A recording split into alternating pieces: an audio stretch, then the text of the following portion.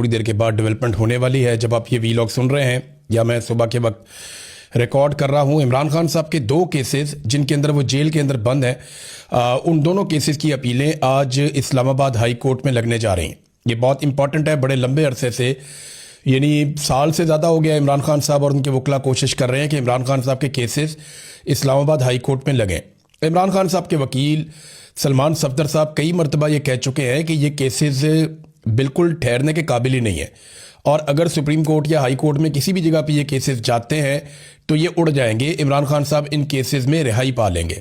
अब ये दोनों केसेस लग गए हैं और एक ही दिन लग गए हैं। और इससे पहले मैं आपको ये बताऊं कि 2 दिन पहले इमरान खान साहब की 9 केसेस में ज़मानतें मंजूर हुई हैं। 7 या 8 केसेस थे गालिबन, एक बुशरा बीबी का भी था। तो इमरान खान साहब के एक और अदालत से, जो लोअर कोर्ट है, वहाँ पे 9 मुख्तलिफ केसेस के अंदर या 8 मुख्तलिफ केसेस के अंदर ज़मानतें मंजूर हुई हैं, जिसमें 9 मई का भी था, उसके अंदर केस था आज़ादी मार्च वाला भी, उसके अंदर दीगर कुछ और केसेस थे। तो डिफरेंट टाइम के हवाले से इमरान खान साहब के, और जाली रसीदें बनाने का एक केस था। तो ये सारे केसेस में इमरान खान साहब की और बुशरा बीबी की पहले ज़मानतें हो चुकी हैं। अब इमरान खान साहब और बुशरा बीबी के 2 केसेस, जिनमें एक केस, ये अलग अलग अदालतें हैं, एक केस सुबह 9 बजे अभी लगा हुआ है जस्टिस खादम हुसैन सोमरू साहब के सामने, तोशा खाना वाले केस की अपील, और इसी केस में इमरान खान साहब गिरफ्तार हैं। और दूसरा केस जिसमें वो गिरफ्तार हैं या कैद काट रहे हैं, वो अलकादर केस की अपील है। और ये दोनों लगे हुए हैं। इसमें जो है वो जस्टिस सरफराज डोगर और जस्टिस आजम खान, ये डिवीजन बेंच है जो ये केस सुनेगा, और इसका वक्त है 11:30 बजे। तो एक केस लग रहा है 9 बजे और एक केस लग रहा है 11:30 बजे। अगर इन दोनों में इमरान खान साहब की जमानत हो जाती है तो फिर इमरान खान साहब कैदी नहीं रहेंगे, फिर वो आज़ाद हो जाएंगे, वो बाहर आ जाएंगे। और क्या इनकी ज़मानत हो जाएगी, अभी हम कुछ कह नहीं सकते, क्योंकि ये जजेस कंट्रोल होते हैं कहीं और से। अगर मैं इंसाफ और कानून की बात करूं तो इमरान खान साहब की आज ही ज़मानतें हो जानी चाहिए। आज नहीं हो जाए तो 1 हफ्ते के अंदर अंदर उनकी ज़मानतें हो जानी चाहिए, और उन्हें फिर अपने घर चले जाना चाहिए आज़ाद होकर। फिर वो अपना इलाज करवाएं, अपनी पॉलिटिक्स करें। लेकिन यहाँ जो दिखाई दे रहा है कि आप कुछ प्रिडिक्ट नहीं कर सकते, क्योंकि अदालतें कंट्रोल में हैं एजेंसियों के, और एजेंसियां जो फैसला करेंगी उसके मुताबिक ही चीज़ें होती हैं पाकिस्तान में। अगर इंसाफ और कानून के मुताबिक हो तो ये केस लगते ही बहुत पहले इमरान खान साहब रिहा हो जाते। अब उम्मीद तो ये की जा रही है कि किसी दिन पाकिस्तान की एस्टेब्लिशमेंट को होश आए और वो ये गंद मारना बंद कर दे और जजों के ऊपर दबाव डालना बंद कर दे, तो फिर मेरिट के ऊपर इमरान खान साहब की रिहाई हो सकती है। और अगर इन 2 केसेस में इमरान खान साहब की फ़र्ज़ करें आप ज़मानत हो जाती है या उन्हें रिहा कर दिया जाता है, तो फिर किसी और केस में इमरान खान साहब को अंदर रखा जा सकता है। तो ये तो डिपेंड करता है पाकिस्तान की मिलिट्री एस्टेब्लिशमेंट पे, वो कितना दबाव महसूस कर रही है। देखिए 3 तरह के दबाव है एस्टेब्लिशमेंट पे। एक बात तो मैं आपको क्लियर कर दूं, जिस वक्त इमरान खान साहब की ये आंख का मसला उठा था ना, तो उस वक्त पाकिस्तान की मिलिट्री एस्टेब्लिशमेंट में बहुत खौफ फैल गया था। वो बहुत परेशान थे और बहुत सारी जगहों पे बहुत सारे अहकामात भी जारी किए गए थे। उन्हें लगता था कि पाकिस्तान अचानक बांग्लादेश बन जाएगा, लेकिन पाकिस्तान तहरीक इंसाफ के साथ जब उन्होंने रब्ता किया तो तहरीक इंसाफ को बेवकूफ़ बनाने में वो कामयाब हो गए। ये तो पाकिस्तान तहरीक इंसाफ के अपने लोग भी कह रहे हैं, इमरान खान साहब की फैमिली भी अब कह रही है कि इन्हें चक्कर दिया गया है। हालांकि वो शफकत अहवान साहब जो गिरफ्तार हो गए थे वो भी ये कहते हैं कि शरीफ लोग थे, बैरिस्टर गौहर और अल्लामा राजा नासिर अब्बास वगैरह, तो इन लोगों को जो है वो चक्कर दे दिया मोहसिन नकवी वगैरह ने, और फिर टाइम बाय कर लिया। और जब उन्होंने देखा कि पाकिस्तान के अंदर ये कोई तहरीक खड़ी नहीं कर पाए और वो एक मोमेंटम जो बन सकता था एहतजाज का, वो कुछ भी नहीं हुआ पाकिस्तान में, तो उसके बाद फिर उन्होंने चीज़ें नॉर्मलाइज कर दी। इतनी नॉर्मलाइज कर दी कि बड़े आराम से एक दिन रात को इमरान खान साहब को अस्पताल लेकर आए, लाकर इमरान खान साहब का जो आंख का ट्रीटमेंट करवाया, उनके बाकी टेस्ट किए और वहां से लेकर चले गए। अब दबाव एक तो पब्लिक का है कि किसी वक्त भी पब्लिक अगर खड़ी हो जाती है तो एस्टेब्लिशमेंट के ऊपर एक दबाव रहेगा, और दबाव ये भी है कि अवाम में और पाकिस्तान की मिलिट्री एस्टेब्लिशमेंट में या पाकिस्तान की फ़ौज में बतौर इदारा अवाम के साथ एक दूरी पैदा होती चली जा रही है, और वो जो एक ताल्लुक था वो कमज़ोर पड़ रहा है। तो एक तो ये बहुत दबाव है। दूसरा, पाकिस्तान चल ही नहीं रहा, इस बात का बड़ा दबाव है। फिर बाहर से भी पाकिस्तान पे लगातार दबाव आ रहा है। यहाँ बरतानिया के अंदर 5-6 जो अरकान हैं उनके पार्लिमान के अंदर उनकी ये मसला उठाया गया, और वहाँ हाउस के अंदर इसके ऊपर तकारीर हुई, बाकायदा उनके मिनिस्टर ने बात की, बाकी लोगों ने बात की, और उन्होंने कहा पाकिस्तान के अंदर ह्यूमन राइट्स की वायलेशंस हो रही हैं, पाकिस्तान के ऊपर पाबंदियां लगाई जाएं। बल्कि जर्नैलों के ऊपर पाबंदियों का भी तस्करा किया गया। ये भी कहा गया कि पाकिस्तान के साथ हम इसके बावजूद ट्रेड करते हैं, पाकिस्तान को बहुत सारे फ़ायदे देते हैं, तो ह्यूमन राइट्स की जो वायलेशन हो रही हैं, इसके बाद इन सारी चीज़ों पर नुक्ताचीनी की गई और पाकिस्तान पर बहुत तनकीद की गई। और वहाँ पे ये मामला भी ख़त्म नहीं हुआ, ये भी आगे चलेगा, आप देखते रहेंगे। अब बरतानिया से आवाज़ उठ रही है, यूरोपीय यूनियन से आवाज़ उठ रही है, अमेरिका के अंदर आवाज़ें उठ रही हैं, लेकिन जब तक डोनाल्ड ट्रंप आसिम मुनीर के साथ खड़े हैं, जब तक डोनाल्ड ट्रंप को आसिम मुनीर से काम है, तब तक आसिम मुनीर साहब के लिए प्रॉब्लम नहीं होगा। लेकिन जैसे ही डोनाल्ड ट्रंप जो है टिश्यू पेपर की तरह इस्तेमाल करेंगे, तो उसके बाद मेरी बात याद रखिएगा कि यूरोपीय यूनियन हो, चाहे बरतानिया हो, चाहे अमेरिका हो, इंसानी हकूक़ की आलमी तंजीमें हों, ये सारे भरे बैठे हैं जो कुछ पाकिस्तान के अंदर किया गया है। उसके बाद बड़ा सख्त रद्द-ए-अमल इनके ऊपर आएगा। बहरहाल इमरान खान साहब फिलहाल तो गिरफ्तार हैं और ये एक अच्छी खबर है, उनके केसेस लग गए हैं। देखते हैं इन केसेस के अंदर क्या होता है। इमरान खान को कत्ल करने की जितनी कोशिशें की गई उन पे मुराद सईद ने एक तफसीली बयान जारी किया है और ये बड़ी अजीब चीज़ें जो उन्होंने बताया, तशवीशनाक सूरत हाल उन्होंने कहा जी जन्म ले रही है और इमरान खान साहब इस वक्त रियासत की तहवील में है जहां मुसलसल उनकी ज़िंदगी से खेला जा रहा है। आखिर किस चीज़ को छुपाया जा रहा है? उनका कंट्रोल्ड चेकअप किया जाता है, कंट्रोल्ड इंफॉर्मेशन दी जाती है, कंट्रोल्ड मीडिया है जिससे ज़िंदगी को खतरा है, जिनकी वजह से वो इस नहज पर पहुंचे हैं, उन्हीं की बात पर यकीन कैसे किया जा सकता है? उन्होंने कहा जी इससे कबल इमरान खान पर वज़ीराबाद में कातलाना हमला करवाया गया, इनको गोलियां लगी, अल्लाह ने उनकी ज़िंदगी की हिफाजत की, लेकिन उस वक्त भी बयानियाँ बनाए गए। लम्हों में ISI ने मीडिया को वीडियो बयान भिजवाना शुरू कर दिए फटाफट। वो याद है आपको, थाने के अंदर से वीडियो आना शुरू हो गई थी। मैं उस वक्त वज़ीर आला पंजाब को देख रहा था, परवेज़ इलाही उस वक्त वज़ीर आला पंजाब थे और IGP वहाँ पे मौजूद थे और उनके पास सवाल का जवाब नहीं था कि ये वीडियोस ISI कैसे जारी करवा रही है।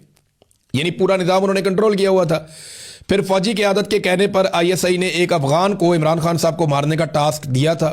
जब मैंने प्रेस कॉन्फ्रेंस में इस साजिश का पर्दाफाश किया तो ISI ने इस्लामाबाद के सेक्टर ने प्रेस क्लब में एक अफगानी की प्रेस कॉन्फ्रेंस रखवा दी और शाम को प्राइम टाइम TV चैनल पर प्रोग्राम में बयानिया के लिए भी भिजवा दिया।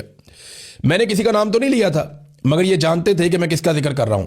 इस तरह वो बंदा भी सामने आ गया। फिर स्वाबी में हेलीकॉप्टर गिराने का प्लान भी एक्सपोज हो गया, जिसके लिए डबल एजेंट हायर किया गया था, जो बाद में मारा गया।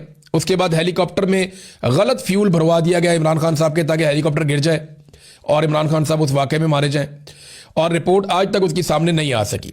18 मार्च को डेथ ट्रैप बिछाया गया इमरान खान को मारने के लिए। जब वो भी नाकाम हो गया तो पुलिस अफसर को गालियां दी गई कि इमरान खान कैसे बचकर निकल गया। उसके अलावा कई कोशिशें और की गई हैं। 3 साल इमरान खान साहब जेल में हैं और मुसलसल उनकी सेहत के साथ मजाक किया जा रहा है। अस्करी खबरें चलवाने वाला मीडिया ये क्यों भूल जाता है कि आप पाकिस्तान के सबसे अजीम बेटे इमरान खान की ज़िंदगी से खेलने में हिस्सादार बन रहे हैं। फिर उन्होंने कहा जी कि हाँ, इमरान खान साहब ने जेल में आसिम ला और ज़ैनी मरीज़ का जिक्र किया तो आसिम मुनीर ने सबके सामने कहा कि आसिम ला है तो है। अच्छा, ये बात वैसे और भी सर्कल से मैंने सुनी है। अब बताता हूं आसिम ला और ज़ैनी मरीज़ क्या होता है। इसी गुस्से में डी चौक में खून रेजी की गई और इकबाल जुर्म करते हुए यह भी कहा गया कि संगजानी से आगे मत बढ़ो, क्या उखाड़ लिया, सिर्फ हमसे लोग ही मरवाए ना, फिर कोशिश करें इस्लामाबाद आने की, इस मरतबा अटक पुल पर खड़े होकर मारेंगे, वैसे भी डी चौक में तो मरवा दिए हैं। तो ये जनाब, और इस तरह की धमकियां लगाई जाती हैं। बल्कि मैंने तो यहां तक सुना है कि कुछ बड़े ताकतवर घरों के जो बच्चे हैं वो अपने दोस्तों से ये कहते हैं कि हमें तो अगर 1000-2000 बंदा भी मारना पड़ा तो हम मार देंगे, क्योंकि डोनाल्ड ट्रंप हमारे साथ है। अब जब इस तरह की ज़हनियत होगी तो फिर पाकिस्तान खाक आगे बढ़ेगा। बहरहाल ये मुराद सईद का ट्वीट था, उन्होंने तफसीलात सामने रखी कि इमरान खान साहब को माजी में कैसे कैसे कत्ल करने की कोशिश की गई है। अच्छा, इसमें ना अब इमरान खान साहब की फैमिली ने जो स्टेटमेंट दिया, खासतौर पे पाकिस्तान तहरीक इंसाफ के हवाले से, तो सोशल मीडिया पे तहरीक इंसाफ के जो अरकान असम्बली है अब वो बेचारे मुश्किल में पड़ गए। सोशल मीडिया कह रहा है कि जी इमरान खान साहब की बहनों ने भी अब कह दिया है कि आप लोगों ने कुछ नहीं किया, पाकिस्तान तहरीक इंसाफ कुछ नहीं कर रही इमरान खान साहब को जेल से निकालने के लिए या उनके सेहत के मामले में, बल्कि यहाँ पे आप लोगों ने धोखा खा लिया। और अब जो एक कदम उठाया जा रहा है जिससे सब लोग उम्मीद बांध के बैठे हैं, वो सुहेल आफरीदी की जानिब से इमरान खान रिहाई अमन फोर्स के क़याम का ऐलान है। इस पे एस्टेब्लिशमेंट ने बड़ी कोशिश की है, एस्टेब्लिशमेंट ने पाकिस्तान तहरीक इंसाफ के अंदर बड़ी कोशिश की है कि कुछ भी करके इसको रोका जाए।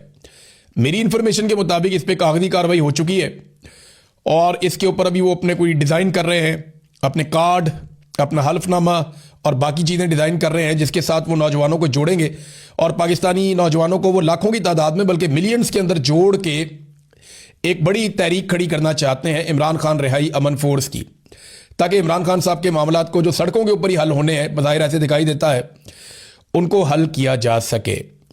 अब ये एस्टेब्लिशमेंट उसको रोकने के लिए कभी पाकिस्तान तहरीक इंसाफ के अंदर मुदाखलत करवाती है, कभी बाहर से मुदाखलत करवाती है, कभी जर्नलिस्टों से बयान दिलवाती है। तो ये जो लोग बयान दे रहे हैं, ये बताएं इसके अलावा हल क्या है। यानी इमरान खान साहब को तो कभी भी आसिम मुनीर साहब आज़ाद नहीं होने देंगे। उन्हें ये लगता है कि वो सबसे ज़्यादा खतरे में होंगे जब इमरान खान साहब बाहर आ जाएंगे, क्योंकि पाकिस्तान में इंसानियत की जिस किस्म की पामालियाँ की गई हैं, पूरा का पूरा इलेक्शन चोरी कर दिया गया है, पाकिस्तान के आइन की खिलाफ वर्जी की गई है, आइन से गद्दारी की गई है, हलफ की खिलाफ वर्जी की गई है। ये इतना सारा कुछ जब कोई कर ले तो फिर वो कैसे मुमकिन है कि वो इमरान खान साहब को बाहर आने दे। देखें ना, खौफ का आलम यह है कि उन्हें इस्तिस्ना लेना पड़ गया। तो इमरान खान रिहाई अमन फोर्स के अलावा या कोई नौजवानों को इकट्ठा करने के अलावा या कोई बड़ी तहरीक चलाने के अलावा हल है क्या? बातचीत से तो ये मसला हल होता नहीं है। जब भी बातचीत करने के लिए बैठते हैं तो हुकूमत के पास तो इतना भी इख्तियार नहीं है कि बातचीत करने वालों की इमरान खान साहब से मुलाकात ही करवा दे। वो तो इमरान खान साहब से मुलाकात भी नहीं करवा पाते, तो बातचीत तो मुमकिन नहीं है, उनके पास इख्तियार ही नहीं है। अगर वो बातचीत में कोई फैसला कर भी लें तो उनको अप्रूवल लेनी पड़ती है आसिम मुनीर साहब से, और आसिम मुनीर साहब क्योंकि सियासतदान नहीं है, वो सरकारी मुलाजिम है, उनके दिमाग में सियासत आती नहीं है, वो समझते ही नहीं है। तो जैसे उनको मईशत का नहीं पता, जैसे उन्हें बाकी चीज़ों का नहीं पता, उन्हें सिर्फ अपना फौज का पता है, वो फौज की ड्यूटी उन्होंने की है सारी ज़िंदगी, वो उनका काम है। तो वो वहाँ पे जब मामला चला जाता है ना, तो मामला हल की तरफ नहीं जाता, मामला मजीद बिगाड़ की तरफ जाता है। लिहाजा सियासतदानों के पास इख्तियार है ही नहीं, तो मुज़ाकरात कैसे करें, बातचीत कैसे करें? अब हल एक ही है कि आप सड़कों के ऊपर दबाव डालें ताकि मिलिट्री एस्टेब्लिशमेंट जो है वो पीछे हटे और उसके बाद जो है इंसाफ का रास्ता खुले।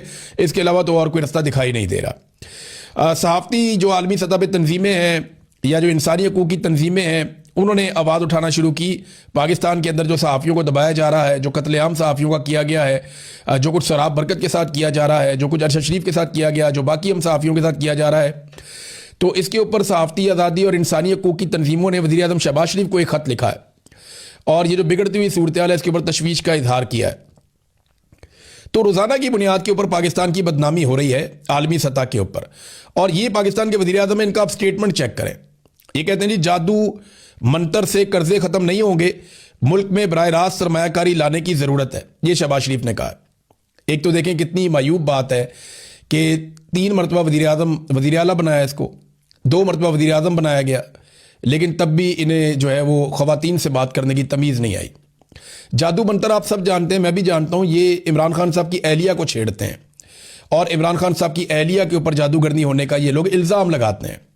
इसके ऊपर कभी कॉलम लिखवाते हैं, कभी किताबें लिखवाते हैं, कभी बयानात दिलवाते हैं, लेकिन आज तक ये कोई सबूत पेश नहीं कर सके। हत्ता कि इन्होंने जो कुछ भी किया उसके बाद वो एक्सपोज हो गया। हसनैन रफ़ीक गया, उसने जाके एक्सपोज कर दिया कि भई आप सारे सदका करते हैं, बकरा ज़िबा करते हैं, बाज़ औक़ात आप प्रॉब्लम में आते हैं, आप कहते हैं सदके का बकरा ज़िबा कर दो, तो इसके अंदर कौन सा जादू और टूना है? बहरहाल इन्होंने कोशिशें बड़ी की। अब वज़ीर आज़म होने के बावजूद वो जेल में कैद एक खातून की तज़हीक करे तो आप अंदाज़ा करें कि इस शख्स का लेवल क्या होगा।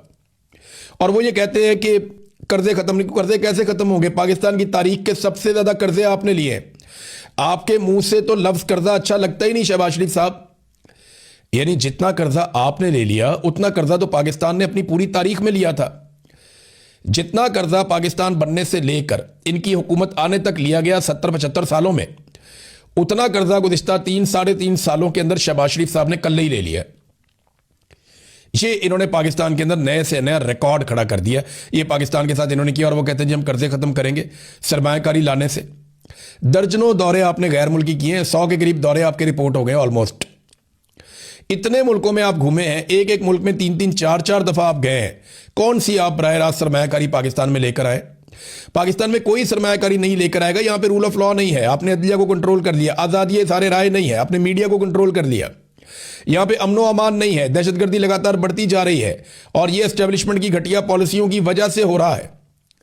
पाकिस्तान के अंदर कोई पाकिस्तान में सियासी इस्तेहकाम नहीं है और ये भी आपकी वजह से हो रहा है कि सबसे मकबूल लीडर को आपने जेल में डाला हुआ है। तो जब तक ये चीज़ें चलेंगी पाकिस्तान में सरमायाकारी नहीं आएगी। मारक बलोच को देखें ना, वो इतनी बड़ी आवाज़ है पाकिस्तान की, बलोचिस्तान की, पाकिस्तान का सबसे बड़ा रकबे के लिहाज से सूबा है, वसाइल से माला माल है, उसकी इतनी बड़ी आवाज़ है। मारक बलोच हाई कोर्ट 3 महीने तक उनका मुकदमे का फैसला सुनाती है और फैसले को महफूज रखती है। छोटा सा मामला है कि जनाब हमने इनको बंद किया हुआ है, वो एमपीओ के तहत बंद किया था उनको, उसके बाद छोड़ नहीं रहे और मामला जो है वो सारे वो काबिल ज़मानत हैं वो सारे मामलात।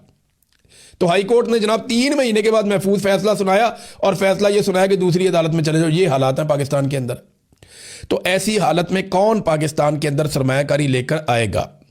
जब आप बार बार ये कहते हैं कि इंडिया के साथ भी हम जंग करेंगे, हम इधर भी लड़ाई करेंगे, हम अफगानों के साथ भी लड़ेंगे, हम हालत जंग में हैं, हम दुनिया की जंग लड़ रही है, तो दुनिया क्यों पाकिस्तान के अंदर सरमायाकारी लेकर आएगी? आपने तो पाकिस्तान के अंदर एक बिला वजह की जंग शुरू की हुई है, जिससे पाकिस्तान काफी हद तक जान छुड़ा चुका था। अब नाज़रीन, ये एक और खबर है, और ये खबर ये बता रही है कि स्टॉक मार्केट पाकिस्तान की एकदम बहुत नीचे गिरी है, और उसकी जो वजूहात सामने आ रही हैं उसमें शहजाद पराचा साहब हैं, एक जर्नलिस्ट, उन्होंने भी खबर दी है कि इतला ये मिली है कि गैर मुल्की सरमायाकारों ने भी स्टॉक में अपनी सरमायाकारी निकालनी शुरू कर दी है। मजीद ये कि पाकिस्तान ने टोटल बैरूनी कर्जा 138 अरब डॉलर तक पहुंच गया है। इस कर्जे को कौन उतारेगा? अब गैर मुल्की सरमायाकार जब आपके स्टॉक एक्सचेंज में से पैसा निकाल रहे हैं, तो इसका मतलब पता क्या है कि आपका क्रेडिट बिल्कुल खत्म हो गया। लोग आप पे और आपके मुल्क पे भरोसा ही नहीं कर रहे, आपकी हुकूमत पे भरोसा ही नहीं कर रहे, और लोग पैसा निकाल के पाकिस्तान से बाहर लेकर जा रहे हैं। और आप कर्जा रोल ओवर करने के लिए कभी 1 महीने का, कभी 2 महीने का टाइम लेते हैं यूएई से, वो 2 अरब डॉलर के लिए। ये नाजरीन पाकिस्तान की इन्होंने माशी सूरत हाल कर दी है। तो ये कैसे बराह रास्त इन्वेस्टमेंट पाकिस्तान के अंदर लेकर आएंगे, ये बात समझ से बाहर है। नाजरीन, पंजाब हुकूमत ने जिन कसम खा ली है कि इन्होंने अवाम को कुछ देना नहीं है और खुद इन्होंने अय्याशी करनी है। पहले इन्होंने जनाब जहाज की बात हुई, ये बड़ा लग्जरी जहाज लेकर आ गए। पूरा इंडिया इतना अमीर है, इंडिया के पास बहुत पैसा है, उनके किसी वजीर आला के पास ऐसा जहाज नहीं है। और बहुत सारे अमीर अमीर मुल्क हैं, उनके जो हुक्मरान हैं उनके पास भी ऐसे जहाज नहीं है। गल्फ स्ट्रीम का जहाज जो है वो दुनिया के अमीर तरीन, अयाश तरीन लोग इस्तेमाल करते हैं। ये जहाज सरकारी इस्तेमाल के लिए नहीं है, निजी इस्तेमाल के लिए है, अय्याशी करने के लिए, जो इन्होंने ले लिया। अब उसके बाद बजाय इसके कि माफ़ी मांगे, इन्होंने अपने ब्यूरोक्रेट्स के लिए, वजीरों के लिए, वीआईपीज के लिए 108 गाड़ियां मजीद और लग्जरी गाड़ियां खरीदने का फैसला कर लिया। इसमें लैंड क्रूजर्स हैं, बुलेट प्रूफ गाड़ियां हैं, बहुत सारी लग्जरी गाड़ियां हैं। तो ये जनाब पंजाब हुकूमत की हिकमत अमली है। पंजाब असम्बली के अंदर जनाब जहाज उड़ाएगा एहतजाजन, लोग जहाज उड़ा रहे थे, इधर जहाज उड़ रहा है, उधर जहाज उड़ रहा है, एहतजाज कर रहे हैं, जनाब आप जहाज लेकर आ गए इतना महंगा 11 अरब का। तो मुझे एक वाकया याद आ गया। ये बात है सन 2000-2001 की है गालिबन। मैं कॉलेज में नया गया, तो एक जहाज उड़ता हुआ जो है ना, वो मेरी सामने मेरे डेस्क के ऊपर आके गिर गया। किसी बच्चे ने बनाया था, उसने उड़ाया होगा, वो उड़ता उड़ता इधर आ गया। अच्छा, मैंने उसको पकड़ा और पकड़ के उसको ऐसे ही ना यूं गुस्से में साइड पे फेंका। मैं पढ़ रहा था, तो वो जहाज बड़ा शुद्ध था। शुद्ध मतलब ये कि बड़ा जबरदस्त सुपर बना हुआ था। वो फिर उड़ना शुरू हो गया। अब मैंने उसको गुस्से में फेंका था, वो घूमता घूमता घूमता घूमता वो टीचर के सामने चला गया। उन्होंने मुड़ के देखा, उसने कहा किसने उड़ाया ये? तो 1-2 लड़कों ने मेरी तरफ इशारा कर दिया, मुझे उन्होंने बाहर निकाल दिया। मैं वहाँ पे एफसी कॉलेज की सीढ़ियों पे खड़ा था। एक और टीचर है, वो मुझे बड़ा पसंद करते थे, मैं क्योंकि बॉक्सिंग खेलता था और उन्हें भी बॉक्सिंग का शौक था। वो वहाँ से गुजरे, उन्होंने मुझे देखा, कहते खान तुम क्यों बाहर खड़े हो? तो मैंने कहा जी तेरा साजिश केस, मेरे मुंह से निकल गया। तो उस दौर में ना नवाज शरीफ का तेरा साजिश केस चल रहा होता था ना, तो उन्होंने कहा तेरा साजिश केस में तो बंदा अंदर होता है, तुम बाहर आ गए हो। तो थोड़े अरसे बाद मियाँ साहब भी बाहर चले गए, तेरा साजिश केस वाले मामले में डील करके फिर बाहर चले गए थे, मुझे याद है। तो इसी तरह आज मैंने पंजाब असम्बली के अंदर भी जहाज़ उड़ते हुए देखे। तो 1-2 जहाज़ बड़े शुद्ध थे, बड़े सुपर किस्म के जहाज़ थे, वो उड़ रहे थे। मैं ये देख रहा था, मुझे वो वाक़या याद आ गया। तो नाज़रीन, और चीज़ें हैं, ख़बरें मेरे पास काफ़ी सारी हैं, स्पेशली इस खित्ते के हवाले से, डोनाल्ड ट्रंप के हवाले से। तो मैं वो आपके साथ अगले वीलॉग में शेयर कर दूंगा। अब तक के लिए इतना ही। अपना ख्याल रखिएगा, अपने इस चैनल का भी। अल्लाह हाफ़िज़।